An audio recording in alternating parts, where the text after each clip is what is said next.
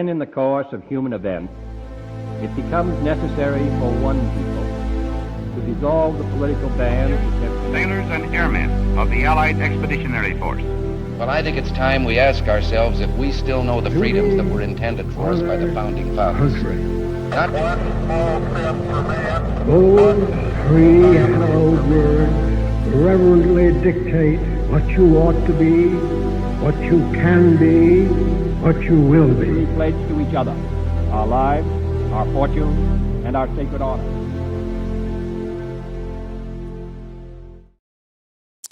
Hey everybody, welcome back to Our Republic. Today we're talking about Jefferson's rough draft of the Declaration of Independence, aka the version where Thomas Jefferson went full heavy metal frontman, and then Congress came in with scissors and turned it into the smooth Kenny G jam that we all have grown to love over the years. Kenny G is amazing. I am your host, the non-operator, the non-operating operator, Jeff, and I'm excited to get to this one.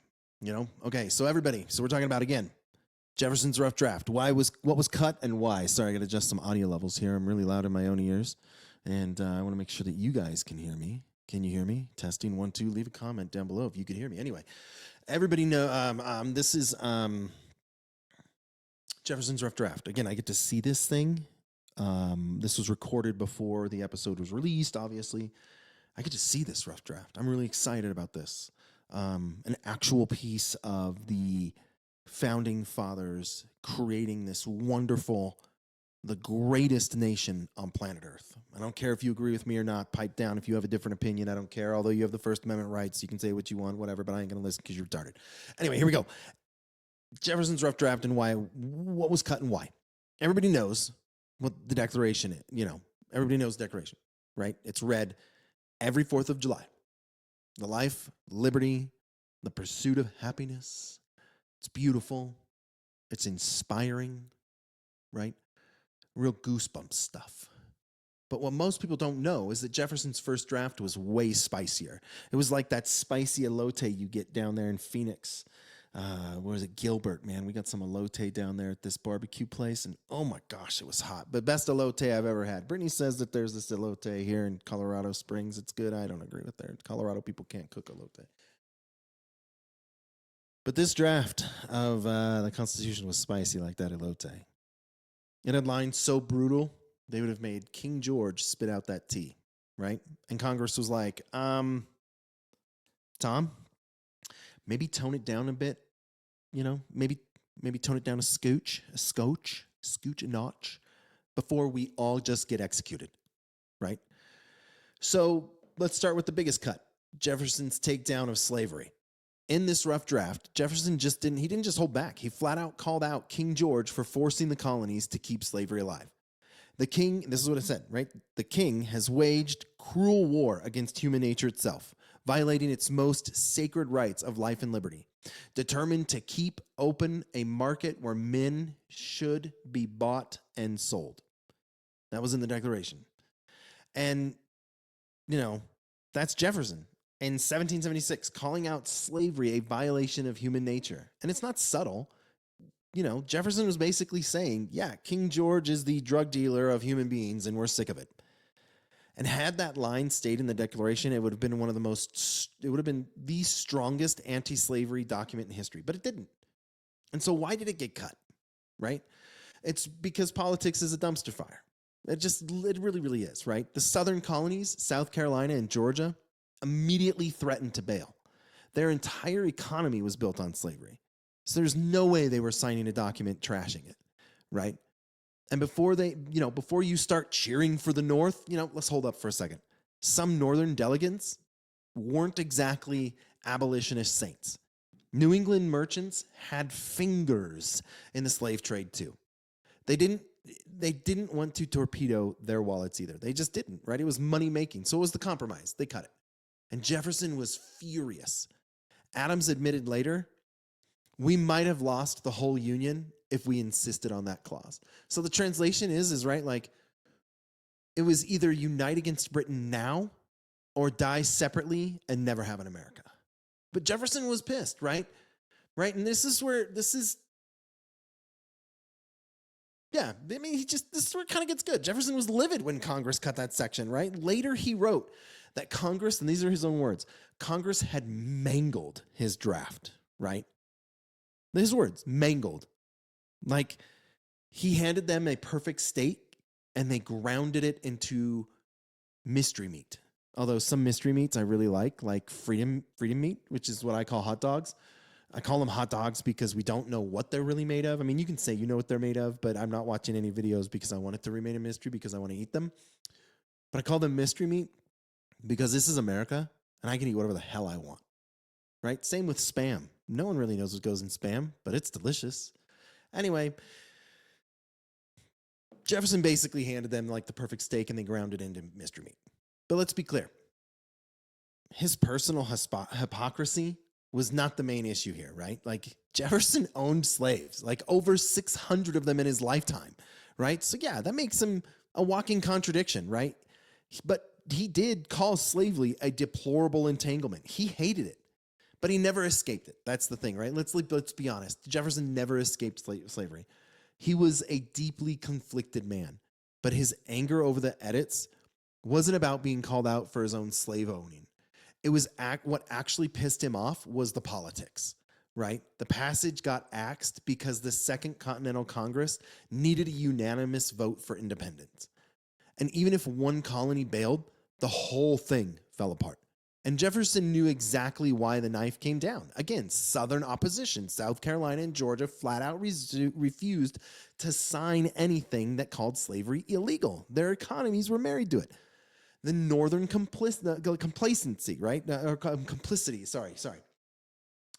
Like I said, some Northern delegates, they had their shipping, finance, trade up north made so much money off slavery. And while the South threw their tantrum, a few Yankees quietly nodded alongside and the cuts happened. So Jefferson was furious. It was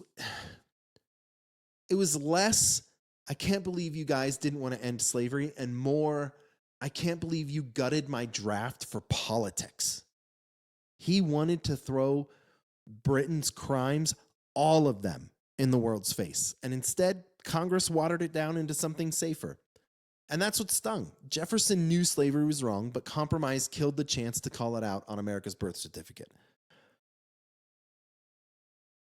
My personal opinion, if it was going to unite the colonies, I mean, here's the thing, right? We can look back, hindsight's 2020, right? We look back at the Civil War, unfortunately it happened, for the emancipation of slaves.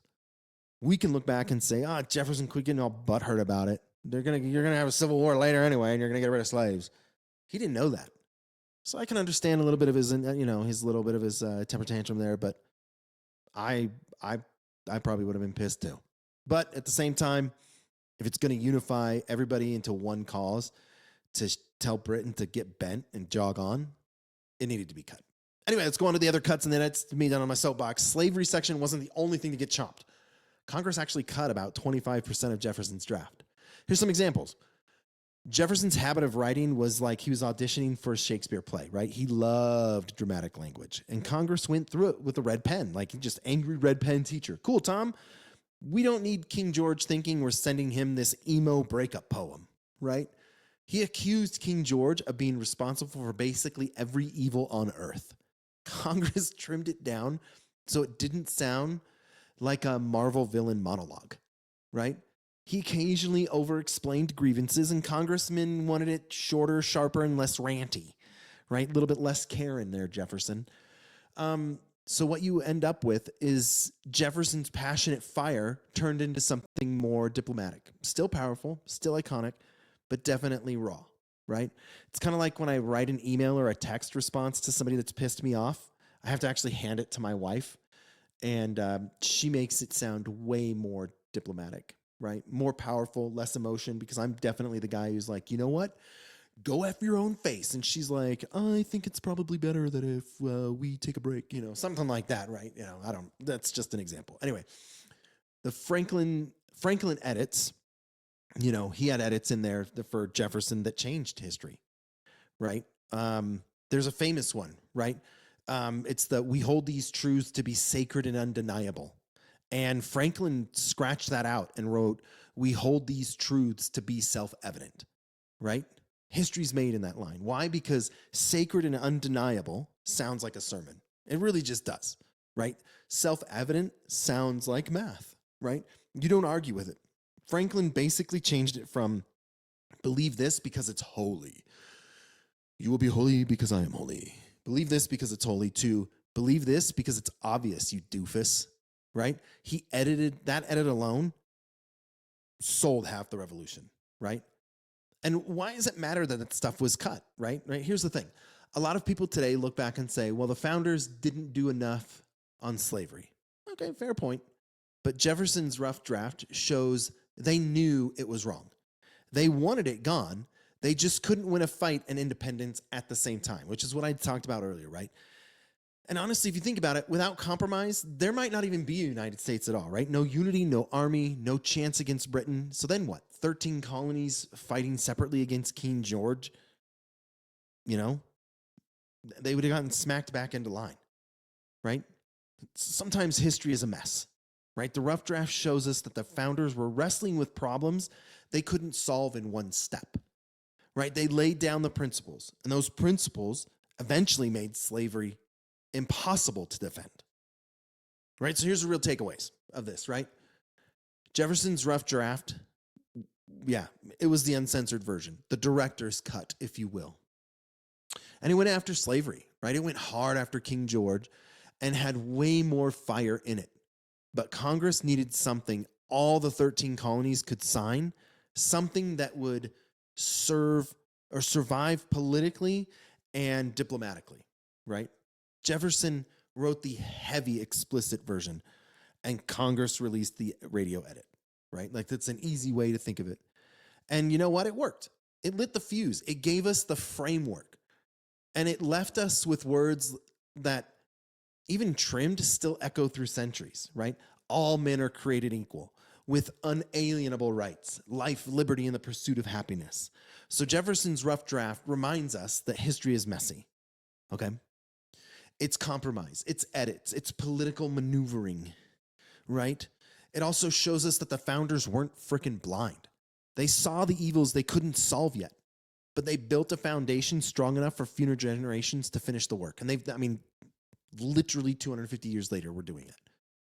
And maybe that's the point, right? The Declaration isn't just America's birth certificate. It's America's promise, a promise that principles of liberty and equality will outlast the mess, the arguments, and the flaws, right? John Adams in his writings to his wife, Abigail, during that very week of independence, captured the cost and hope of all of it, right? It says, posterity, you will never know how much it cost the present generation to preserve your freedom.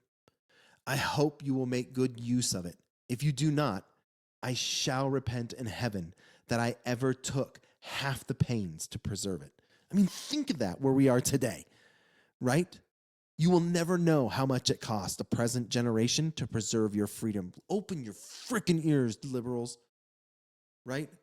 I hope you make good use of it. If not, I shall repent in heaven that I ever took half the pains to preserve it. And decades later, Abraham Lincoln reminded us why the Declaration still matters.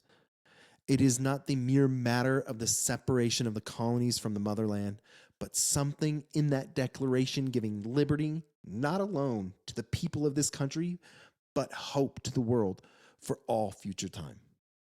That's the legacy of Jefferson's draft. Congress edits and the signatures at the bottom of a page. A nation was born in courage, built on principles, and still carries that torch of freedom today. I really appreciate you listening. I really, really do. And remember, history isn't boring. It is the story of ordinary men with extraordinary courage creating a country worth fighting for. All right, I'll see you next time.